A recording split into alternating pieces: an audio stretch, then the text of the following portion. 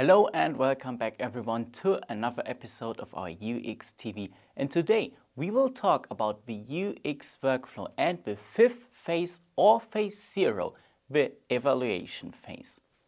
Why can it be the phase 0?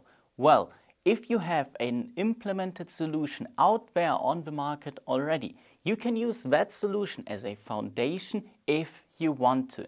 You can evaluate it, you can get the feedback from the users on that solution and use the results from the evaluation as the foundation for a new analysis or for the new prototyping phase. Also, this phase basically never is really the fifth phase because you can simply, or you have to simply insert it after every other phase. So if you implement or if you create a prototype, you simply add an evaluation after that. You get feedback on the first ideas that you have visualized in that prototype. Then you make adjustments to the prototype based on the feedback you received from the users. Then you show them a new version of your prototype. Then you get feedback again, and so on. So that is an iterative process. You repeat it over and over again until the prototype is functioning very well and the feedback from the users is really good. And an evaluation like that does not only work for the prototypes, it also works with visual design and the implementation. So you can always evaluate everything. And the goal of all that is that you can simply check if the entire project team is still on the right track.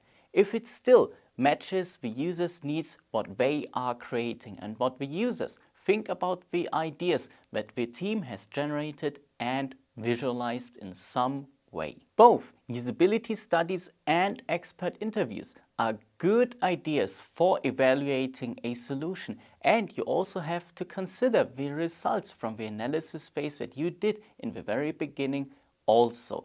Because if you take the results from the analysis phase, this is what the project goal was, because they were the foundation for everything, and therefore you always need to come back to it and compare it whether you're still on the right track also during the evaluation. When you're done with the evaluation, you have always two different options. Either the results were bad, and that means that you have to redo everything that you did since the last evaluation. So if you made adjustments to the prototype and the results are not good, you have to make further adjustments to it.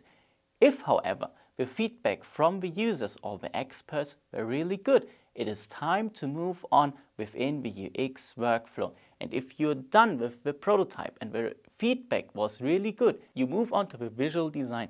That means that you create a visual design that will then be evaluated with the users again. In a worst case scenario, a bad evaluation can also mean that you need to go back more than one phase. It can happen that you have to redo the entire concept after the visual design phase because it came out that the problem was not the visual design but the overall concept itself. The main motivation of the evaluation that you do over and over again is that you find out if the solution that you are creating actually satisfies the user's needs. And that's it already again for today's video.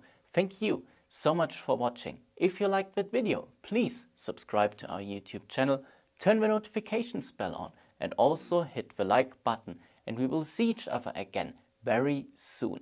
Also, make sure that you check out our UX Wiki, where you can find additional information on evaluation, the UX workflow, and even more topics related to UX design.